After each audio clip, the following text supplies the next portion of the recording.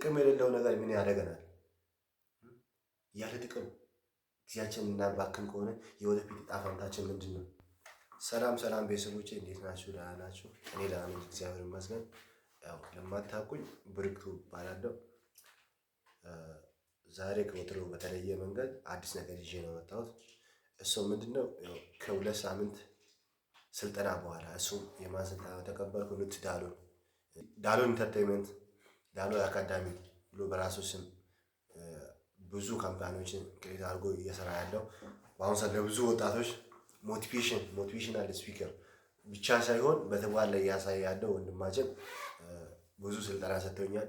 እሱ በሚፖስታቸው ነገሮች እያየሁ እያንዳንዱ ነገሮችን በተግባር እያዋልኩኝ ዛሬ ላይ በዚህ ደረጃ ቆሜያለሁ።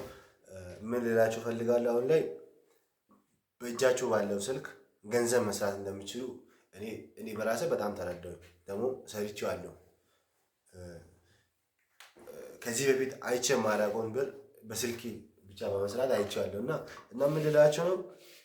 ዛሬውኑ ጀምሩ። እኔ አብዛኛው ጊዜ ከ24 ሰዓት 8 ሰዓት ማሳልፈው ቲክታክ በመጠቀም የተለያዩ ፕላትፎርሞችን በመጠቀም በአልባሌ ቦታ ነው ጊዜ የማሳልፈው። ጠዋት ስነቃ ራሱ ስልኬን ካልተጠቀምኩ እንጃ የነቃው ሁላ አይመስለኝም ነበር። ማታም እየተኛው እንደዛ እስከ 4 ሰዓት እስከ 5 ሰዓት ስልክን ካልተጠቀምኩ በማይሆን ቦታ ላይቭ ላይ ጊዜን ሳሳልፍ ምናምን ነበር። ግን 2 ሳምንት ቆም ብዬ እሱን ስልጠና ተቀበልኩኝ። አሁን ላይ በህይወቴ ላይ በጣም አሪፍ በሚባል ደረጃ ላይ ደርሼዋለሁ። እግዚአብሔር ይመስገን። አሪፍ ውጤትም አሳይቼዋለሁ ለራሴ ማለት ነው። እና እሱን ደግሞ ለእናንተም ማሳየት እፈልጋለሁ። እና አሁን ላይ እኔ የምንላችሁ ነው፣ በእጃችሁ ባለው ስልክ አብዛኛው ጊዜ ላይቭ ገብታችሁ ጊዜያችሁን ከምታቃጥሉ፣ አብዛኛው ጊዜ ቲክታክ ስክሮል እያደረጋችሁ ጊዜያችሁን ከምታቃጥሉ፣ አብዛኛው ጊዜ ደግሞ ሰው ሰርቶ የላከውን ያያችሁ ጊዜያችሁን ከምታቃጥሉ የራሳችሁን ኮንተንት ክሬት አድርጉ። የራሳችሁን በቃ አሁን ላይ አንድ ሴት የሆነ የራሷን ሙያዋን በሚረር በማስታወቅ እንደዚህ እያየች ከምትሰራ ራሷን በካሜራ ፊት ደቅና ብታወራ የሆነ እይታ ያ እይታ ደግሞ በዚህ ሰዓት ላይ በጋሼ ላይ ዩቲዩብ ዳውንሎድ ጋሼ ይላል። ጋሼ ምንድነው? ዩቲዩብ ነው። እና በዩቲዩብ ላይ እንደዛ ብትሰሩ ወደ ገንዘብ ይቀየራል።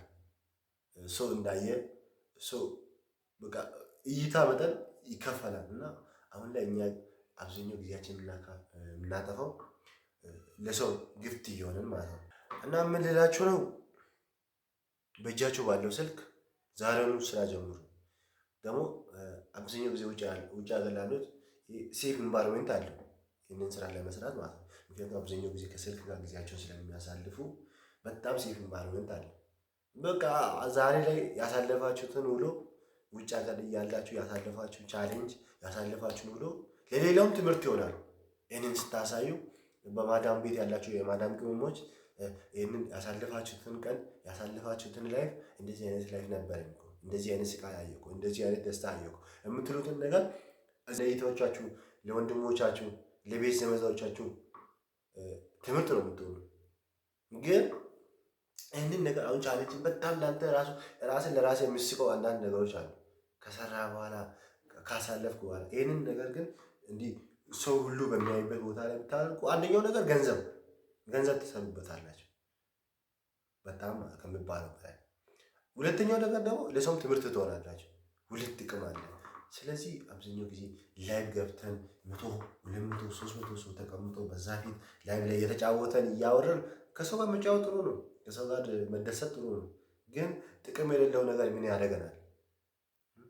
ያለ ጥቅም ጊዜያችን እናባክን ከሆነ የወደፊት ዕጣ ፈንታችን ምንድን ነው? ግን ጥቅም የሌለው ነገር ምን ያደርገናል?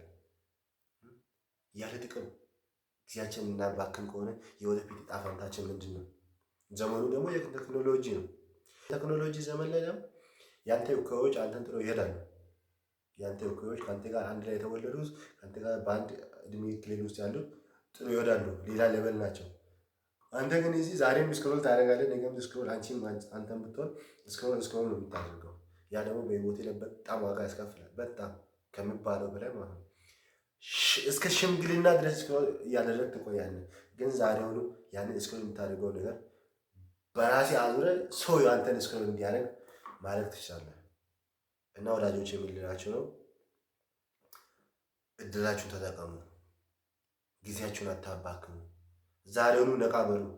እኔ እግዚአብሔር ይመስገን በወንድሜ ኑቲ ዳሎል ምክንያት በጣም ነቃ ብዬዋለሁ።